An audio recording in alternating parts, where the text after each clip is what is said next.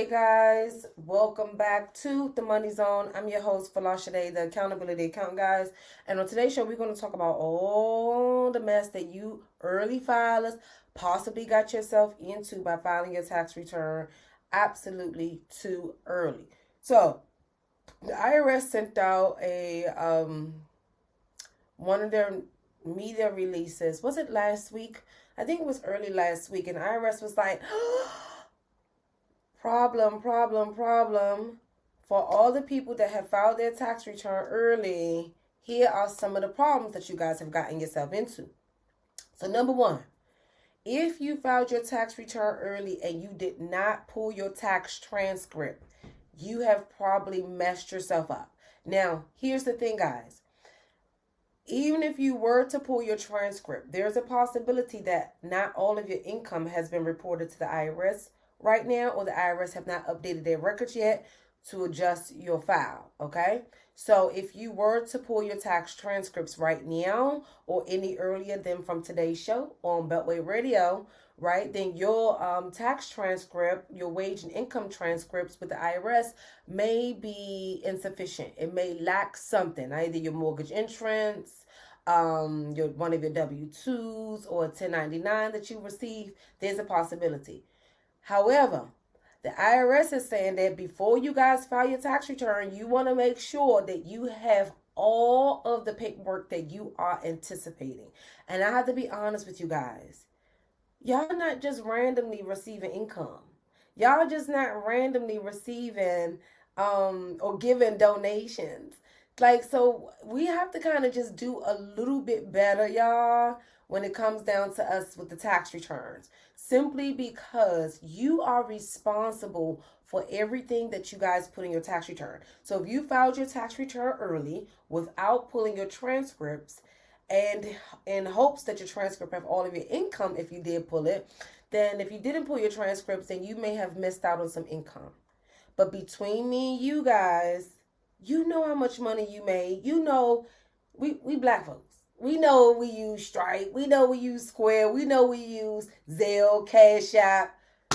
Like, let's really be honest, guys. We don't play with our money for real. But the reality is, what I'm seeing when it comes down to the taxes, you guys have this persona that you don't play with your coins.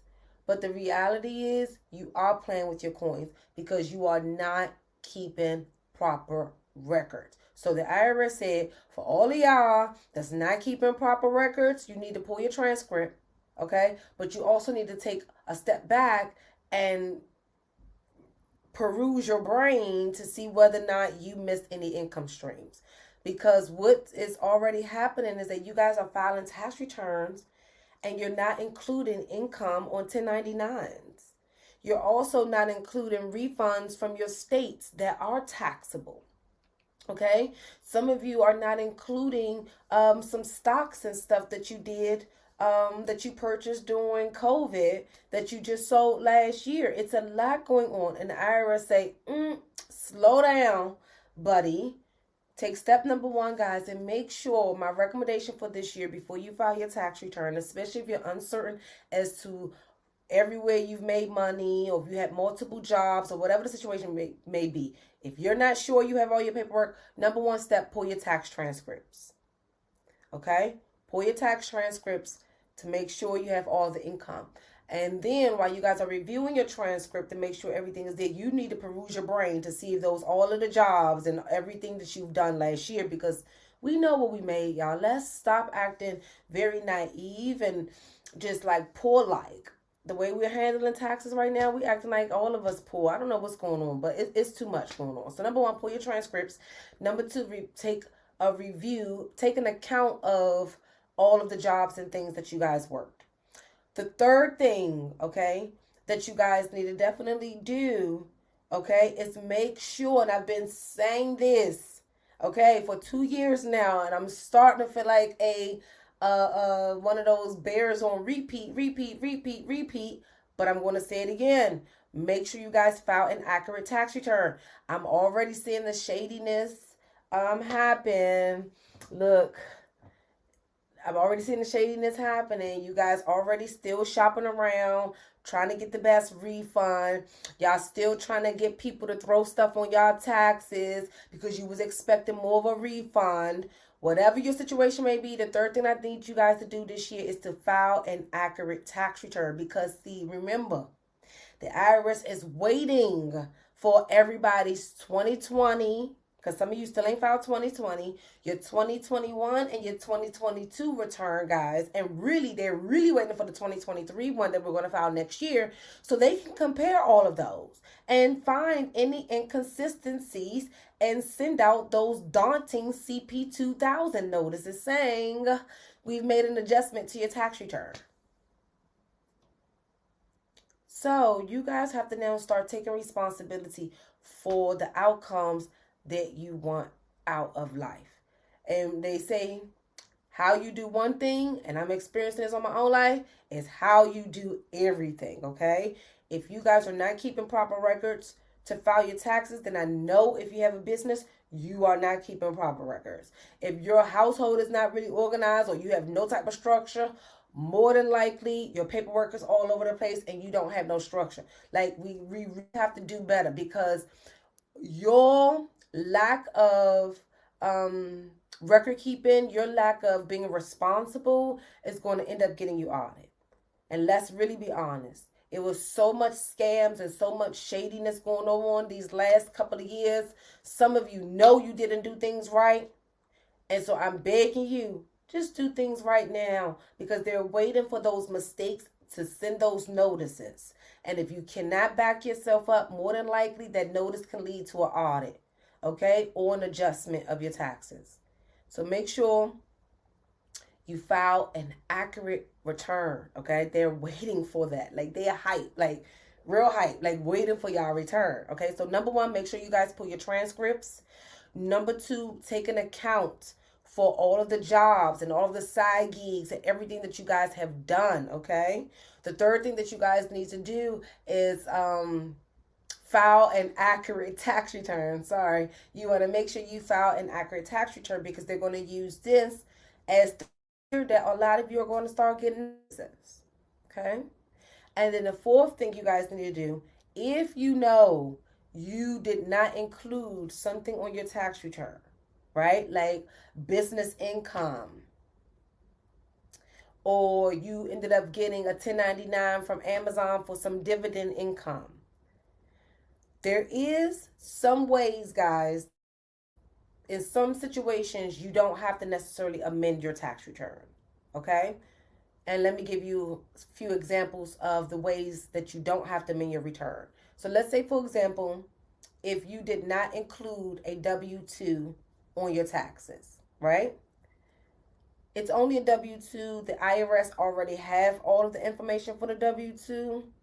So them making an adjustment for the W-2, you may not have to do an amended return for that one, because it's just them plugging in the information.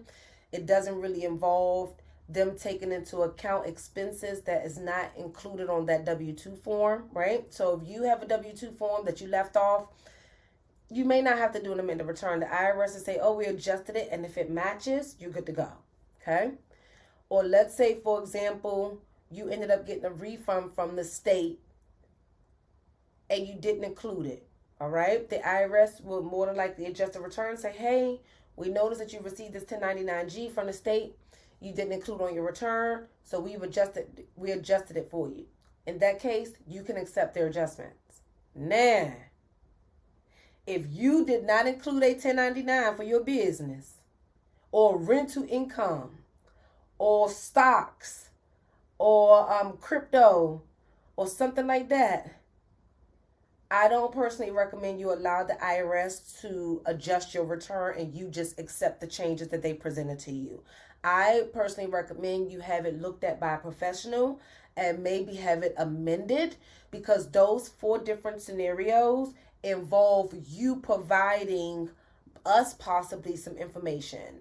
Okay, so for example, if you did not include some stocks or crypto on your tax return, then I need the cost that you purchased it for. Okay? The IRS, if the crypto company or the stock company didn't report the correct amount to the IRS is not going to include that amount.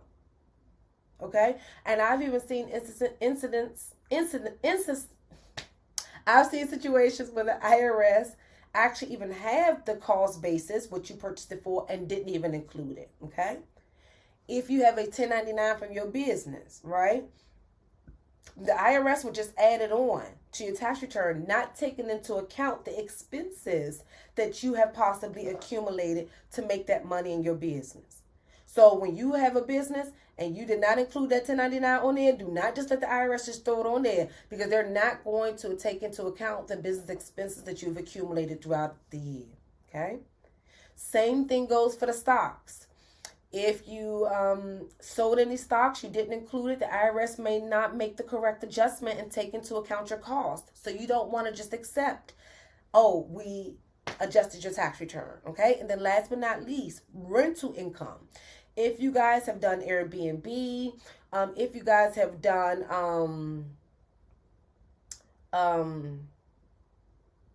like long-term rentals or whatever, short-term rentals, if you've done any type of rental at all and income was reported to you on a 1099 and the IRS receives it and it's not on your tax return, you do not want to accept that either, because the IRS is just going to plug it in there and not take into account your expenses.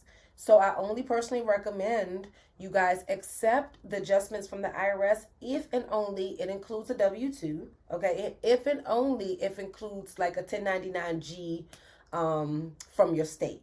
Any other situation that requires you to show what you purchased it for, requires you to accumulate some type of basis, any value in it, do not allow the IRS to make the adjustments unless you confirm through a professional that it's correct. Okay? Because what I'm finding, and I said this about 3 weeks ago when we was first starting the season, that the IRS is just sending out adjustment letters just because. Okay? And here's the thing, guys. As an enrolled agent, I see behind the scenes. Like, we deal with hundreds of clients. And the IRS is really tightening up. Like, I'm seeing it. I'm seeing the random notices. I'm seeing the agents giving me a little bit of pushback. They're still nice and cordial, but they're being a bit like, I gotta, fight now. Like, these last few years have not necessarily been easy, but the odds weren't against us. Like, right now, the odds are against you guys. And even with me being an enrolled agent, I'm seeing it. So you guys handling things on your own without a professional, the IRS is going to eat you guys up. Okay, like snakes. They're gonna slither your ass right on up. Okay, so guys, here's the thing. If you filed your tax return early, there is a possibility that it was income that you missed out on because it was so much going on these past couple of years. My recommendation is that if you guys don't already have an IRS tax account, to go ahead on and set you up an IRS tax account. Yes, they have to do verification. Yes, you're going to have to show them and do a selfie. You do a selfie for Instagram. Do a selfie to verify your information so you can get access to your records. But this will allow you guys to be in control, because the moment that anything is triggered in your account, you will be able to check the notices. Okay, you will also be able to easily access all of your transcripts, okay, and all of your records. And if you have to make payments to the IRS, you're easily able to make your payments through your IRS tax account. And remember, guys, there's no way you can really run from the IRS. Okay. And if you're running from the IRS, call Folasade Suncrest. No, guys, that's going to be my little next promo thing. Yeah. So, yeah, guys, so make sure if you have filed a tax return and you're not sure, okay, that you did everything right, pull your transcripts, review that. And if the income is significant, you want to make the adjustment, okay? Don't allow the IRS, don't wait until the IRS send you a notice if you were to pull your transcript. Because I know some of you guys will ask me that, oh, well, if I pull my transcript, should I wait for the IRS? No. If you've left off a large amount of money on your taxes, do not wait until the IRS adjusts it for you, okay? Because you will get penalized. You might as well just adjust the return now. But if it's simple, if it's small, if it's just a W-2, and we know they make mistakes and they don't make no mistakes, then I will say accept their adjustments, okay? All right, guys, so what we're going to do, because that was quite a bit of a mouthful, okay? We talked about, if you're just coming in, we were talking about what you guys need to do if you filed your taxes early already, okay? And if you found some mistakes on whether or not you may have to do and amend the return, whether or not you need to do let the IRS make the changes. We talked about that. So if you're uncertain as to what you need to do, okay, if you need to make changes to your tax return, then you need to definitely check out part 1 of tonight's show.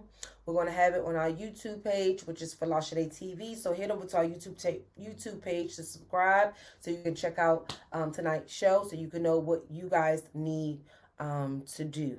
Okay, so guys, we're going to take a quick little break and I'll be right back.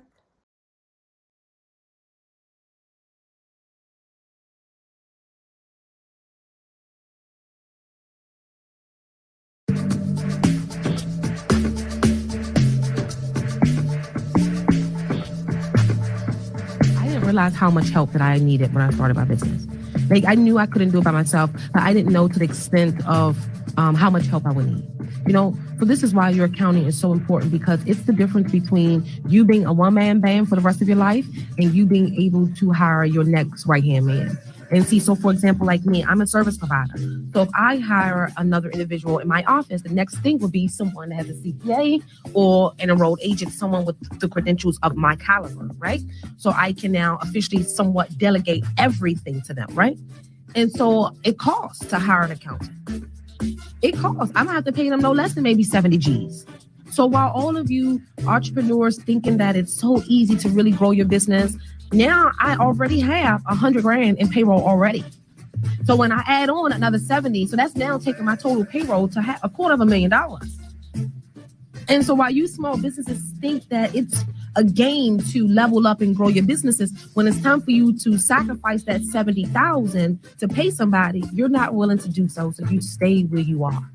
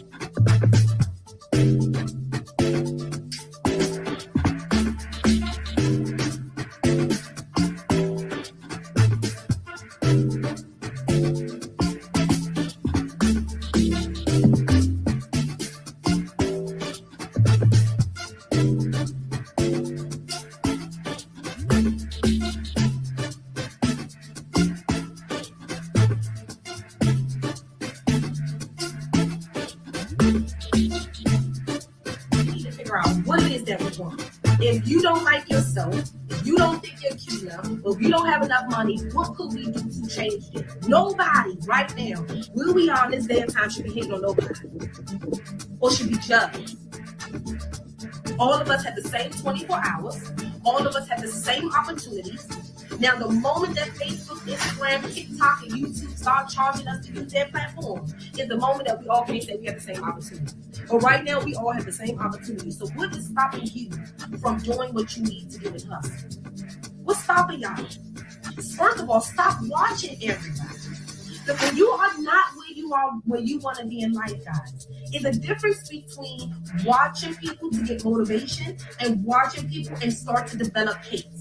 Because you guys can watch so much to the point where you forget that for you to get to their level, you have to do work. So you begin to hate.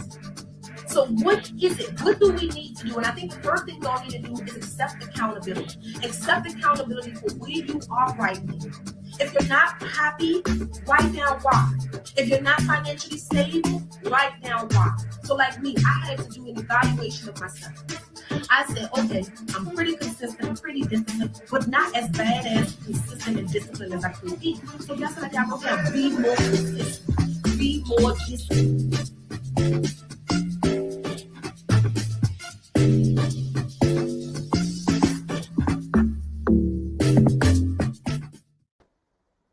Hey guys, welcome back to the Money Zone. I'm your host today, the accountability accountant. Guys, I should have started over my Instagram because we're going to segment 2. So guys, we about to have a discussion.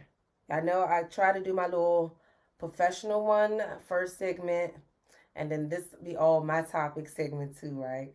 Okay guys, so I'm just excited though to really be honest because I do see some changes. Okay, I do see some changes, but I don't see enough changes, and I'm not really happy with the minute changes that you guys are doing right now. Let me be honest with you guys. All you hear on social media is build generational wealth, build generational wealth, build generational wealth, and I'm really starting to realize that first of all, that word is overused. Okay. Second of all, I think that word goes over our head. And a lot of you are just jumping into doing so much that nothing is moving. Some of you have heard of building generational wealth and you don't even know where to start. Some of you have watched every goddamn YouTube video, have subscribed to every coach and have done everything but get your ass up and get to work. Okay? So let me kind of clear up a few things when it comes down to this generational wealth. One of us, if you're just starting fresh like me, right? We're the foundation. Okay? We're the foundation for generational wealth. That means we are the knowledge seekers. We are also the ones with the first wave of money that has changed over to our lineage, to our children. We're the first where we have assets that will then be handed over to our children as well.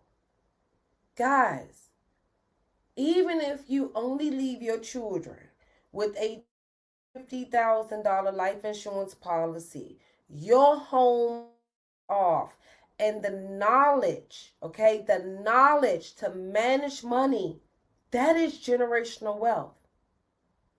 Because that means is going to end up having an asset, a home, okay? An asset, a home. I'm sorry, guys. I thought my do not disturb. People are calling the office. Hold on, y'all. Oh, gosh. I keep forgetting to do that. Let me do it. Do not disturb.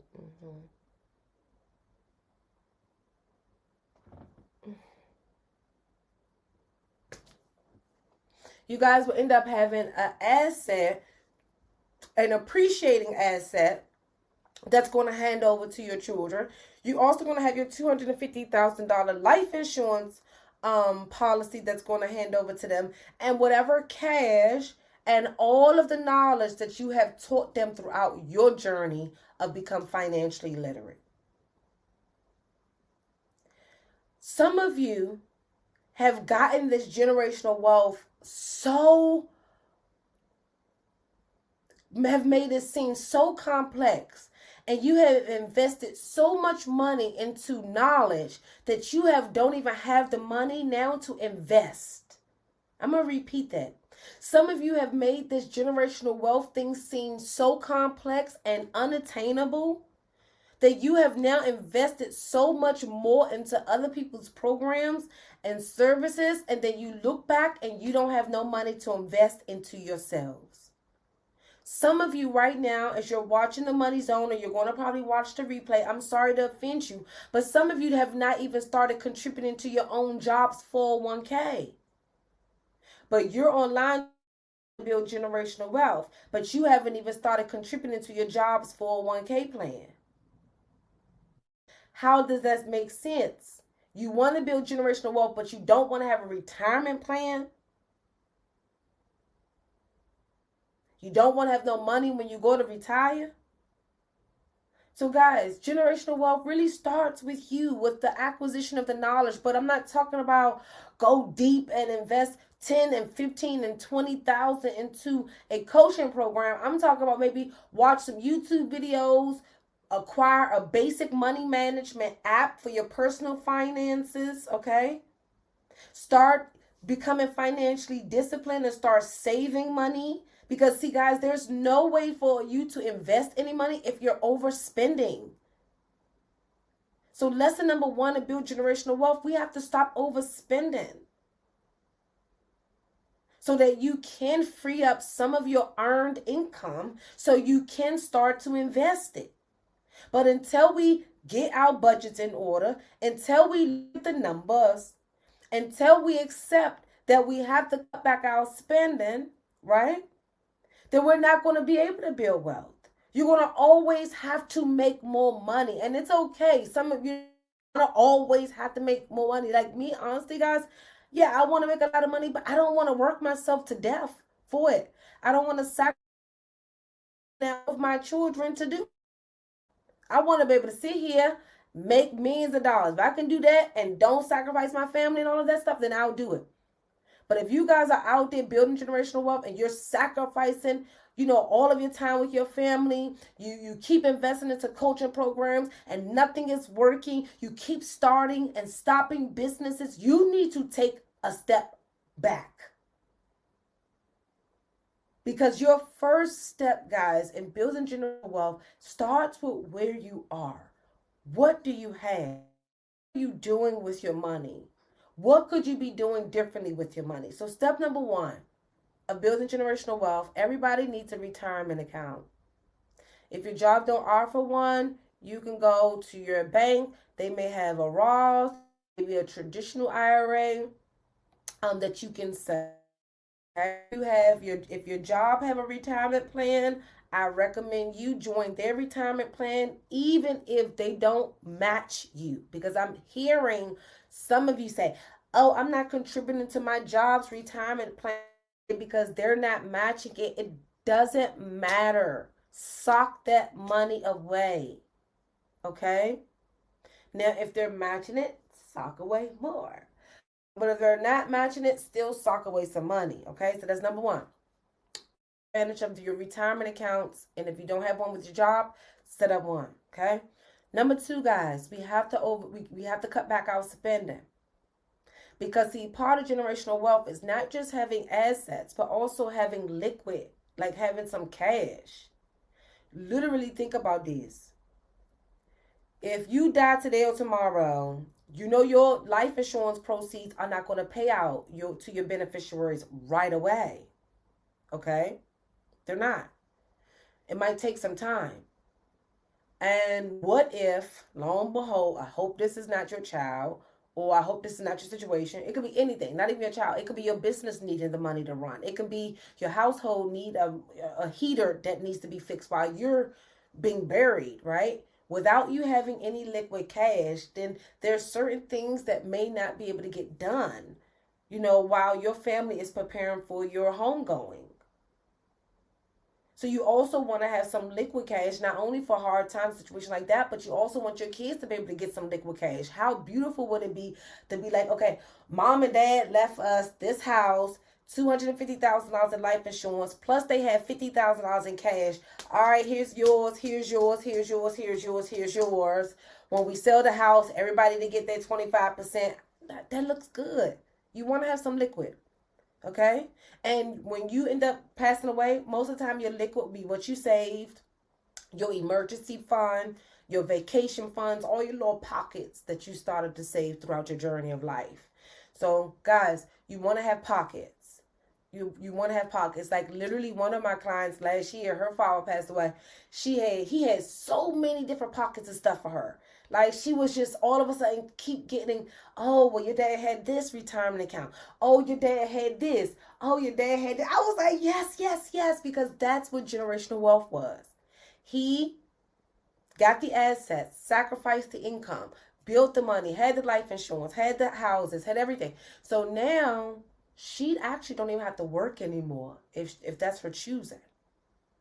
Like literally, if she invests properly, she don't even have to work again. And guys, these are regular everyday people.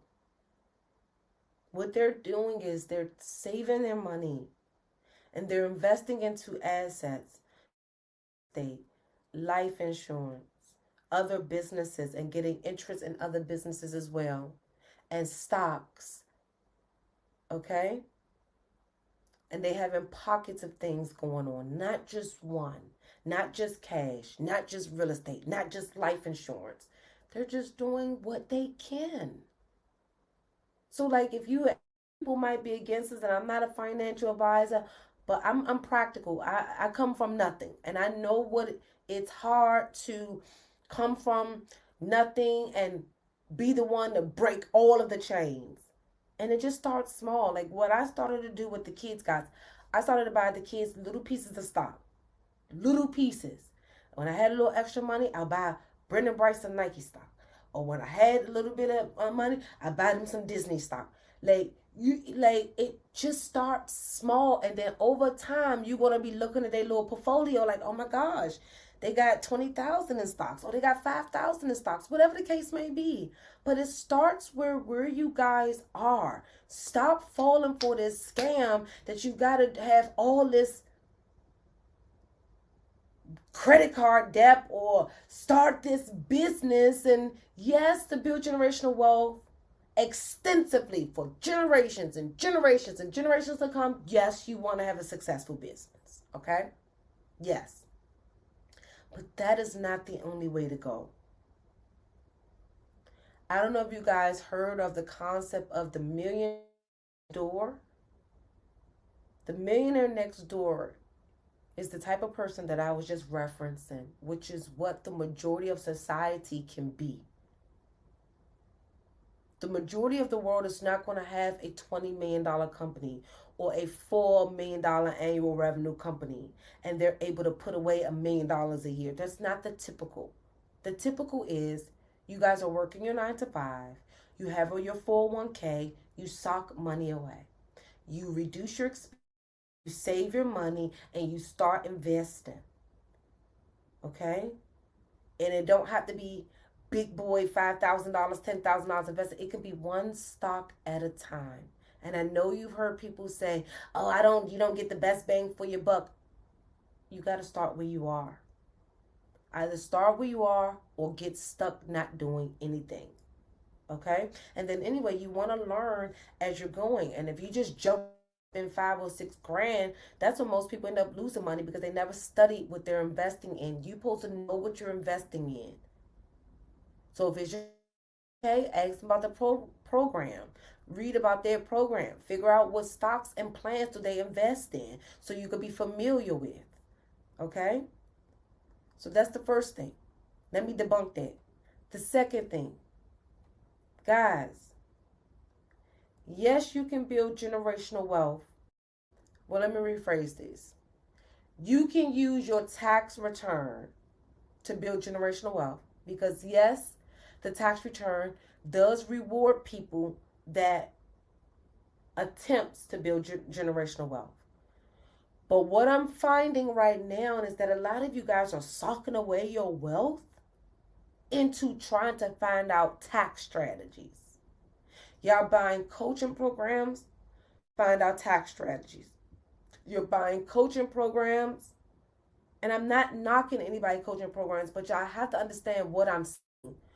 I'm seeing people invest $30 and $40 and $50,000 in programs, and they're not making any money.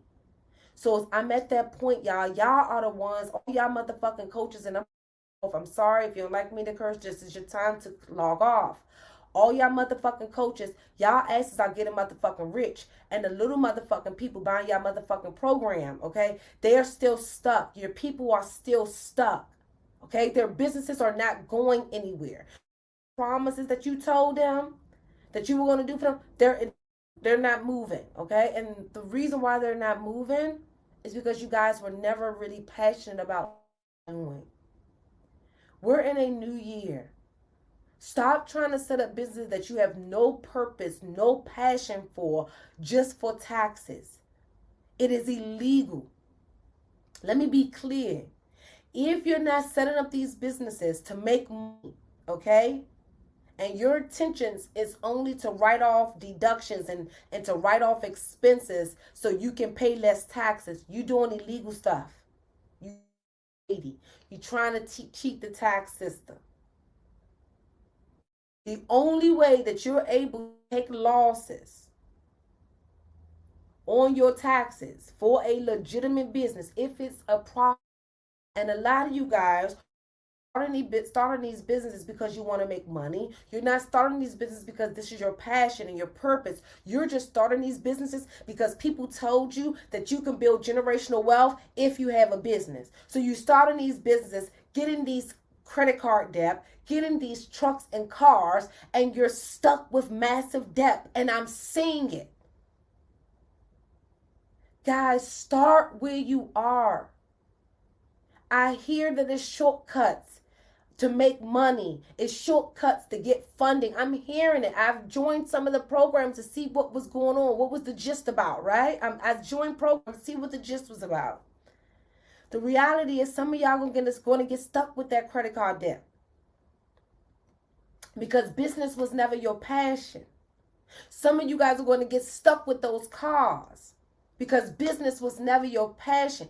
You do not have to have a business to build generational wealth. You have to have solid money management skills and be financially literate to build generational wealth. Because remember, you may be just a generation for the foundation, not the generation that will now escalate it or expand on. You might just be the seed money. And that's okay. And I'm not trying to belittle your dreams, guys, but I'm going to be honest from what I'm seeing in accounting behind the scenes. And y'all can ask y'all can ask my motherfuckers, and y'all can ask my team. Y'all businesses are not doing too well. I'm talking about massive losses. $50,000, $60,000 losses. And those losses are coming at an expense to your future self, to your future wealth, and the money that you could have accumulated for your retirement. And see, guys, this is the thing. Before you can even build generational wealth, you have to get through retirement. Some of you don't even have money for retirement, but searching for generational wealth. It starts with your, because you're going to be 65 working, and that's okay. But if you had the option today to make that not be the choice, and if you're a business person like me, I'm still going to be probably working in my business, right? But I'm not going to be like this. I'm not going to be tax season busy. I'm going to be just looking at the numbers. Hey, is everything going well? Oh, do you guys need any assistance? And I'll just come and slide over some paperwork. Oh, okay, I'm gone for the day. See you later. That's what I'm trying to do at 65, 70. I don't know what I'm trying to do. But if we don't start doing things now, guys, I really feel like we're going to have a lot of you blink at 60 and don't have nothing to show for it. You may just be the foundation for the wealth, not the expansion of the wealth. And so let me put this in context, but this is not how it went. So my dad is an accountant here in this area. You know, I wanted to take over his business. I thought me and him was going to dominate the DMV area, y'all, because he's brilliant, right? That's where I got some of my brain from, right? He's brilliant. Okay, so I presented my dad with the opportunity. It's like, all right, Dad, when it's time for you to retire, I'm going to take over. I'll take care of you, everything. He said, no, Sade, you have to build your own. I said, okay. So I go build my own company. If my dad would have accepted my proposal, he could have already retired about 5 years ago. And we would have actually started to venture into what generational wealth is on a business standpoint. As I want you also to realize that there's so many ways to do generational wealth. It's not just handing over business. It's having a good life insurance policy, some savings, some houses, or a house, okay? But if you notice, one thing I didn't say was clothes and shoes. Now, I would say certain bags, like certain designer bags, right? But not nothing to really hand over. So if you think that attaining generational wealth is so far-fetched, just start where you are. Think about the piggy bank concept. If you're that bad with money, go back to the piggy bank concept and just start dropping dollar bills, $5 bills, whatever you have extra in your wallet, okay? If you know you don't save well, have your job automatically deduct the amount that you want to save and put that into a bank account that you don't have access to, that's not close to your home, so you won't be able to do withdrawals easily. And don't set up the Zelle with that bank account. Okay? You guys also now need to really look at ultimately what you want. Because I hear a lot of you guys screaming generational wealth. But guess what? You don't have no generations. So you don't have no children. Y'all also have to put that in perspective. There's no generational wealth for you personally if you don't have children. You have to have lineage. So some of you guys you got to put that in the plan too. You can't just be working. Okay? The kids and the family got to process too. I'm seeing some of y'all forget that. So it's really a collective of things that you guys really need to understand and stop getting caught up in trying to build another's man generational wealth. Start with where you are. If you're black, from the black community, African, brown descent, you are starting far off. Please stop comparing yourselves to Donald Trump and all of these rich white men. Stop. I'm sorry. You are not in that position. And I just had this hard conversation with one of my clients earlier.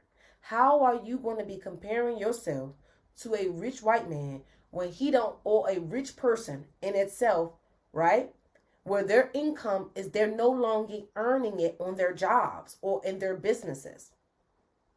To really pay less taxes like the rich, you have to have less earned income, no W-2 income, or barely any.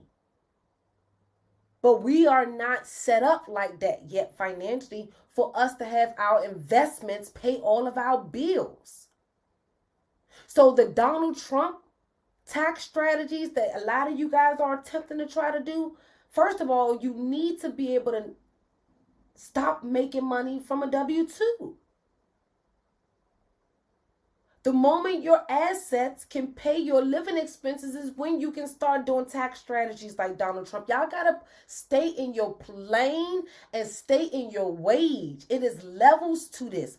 Like literally, guys, I have clients that make over 4 and 5 and 10 million a year. They are still not in the Trump effect because they are still in their business. They have not been able to get themselves out and get someone else to manage the company and do what they're doing. So they're still receiving W-2 income. So they still have a chunk of income that's still there. And then because their businesses is profitable in the millions, they still also have millions of dollars rolling over to them. But y'all been so duped and ran through. I feel so embarrassed sometimes when I even log online to see the banter that you guys are listening to. Like everybody is an expert now, when the reality is nobody is just giving you guys any type of practical things to start where you guys are. And the reality is that's what generational wealth is. It's taking the money you have now and setting it up with a plan to be here when you pass away. But before you can even do that, you have to live. You have to have enough money to survive. You have to have money to retire on. You have to have money to invest with. You have to have money saved. And at the rate that you guys are doing, with all of this frivolous stuff that y'all doing, and y'all not investing in the things that you guys are supposed to be investing in. Y'all invested in $10,000 in a stock program when you could have invested $1,000 in a stock program and then invested in $9,000.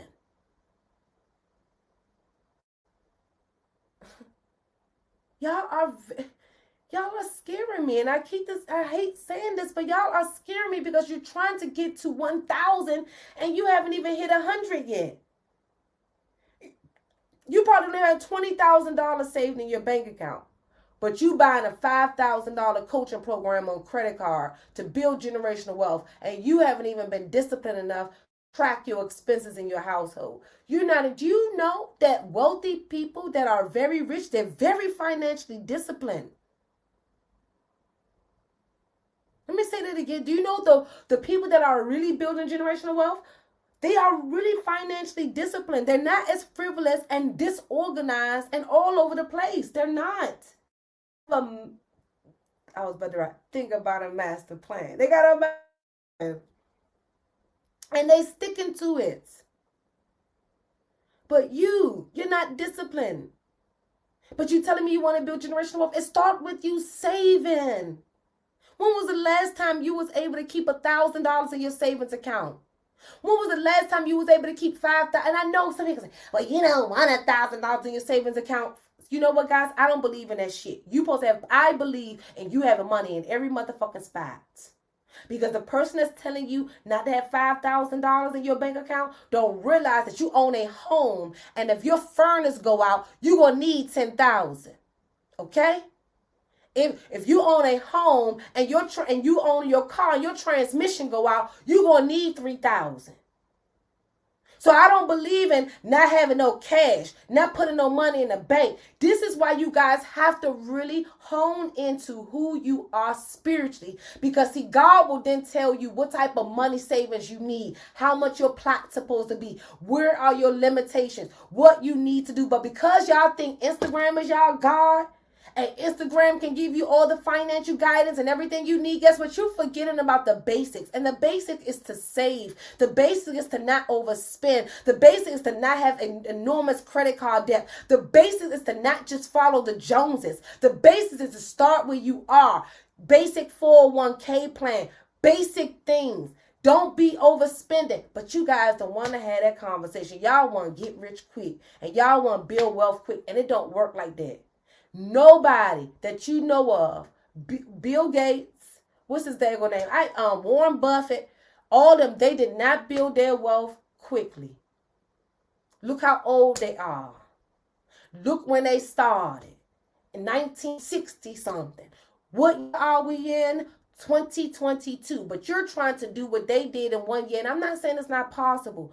But what I'm trying to say is that the people that's selling y'all those dreams, they're getting rich off you while you don't even have the money to make the basic investment into yourself. And I'm getting so sad and so frustrated that the average person that I see do taxes, that I do taxes for, you guys do not even have a 401k plan. But you're online paying all these people and is rich, and you don't even have enough money to put in your 401k plan.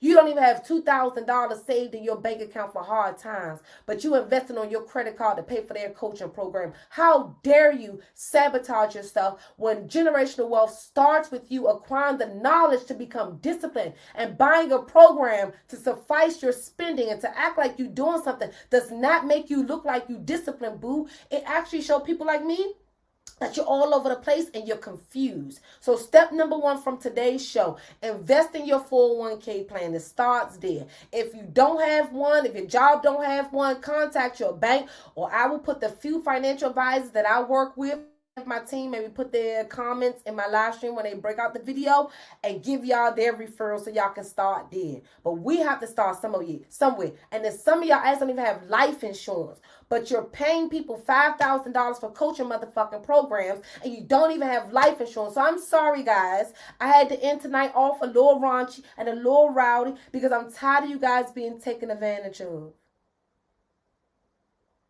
I am so sick of it. Because see, they're not the ones missing out. It is your children that's missing out. That $5,000 you invested into that coaching program 2 years ago that you never done nothing with because it was trash. If you would have put that money into your retirement account, that $5,000 would have been about $8,000 right now.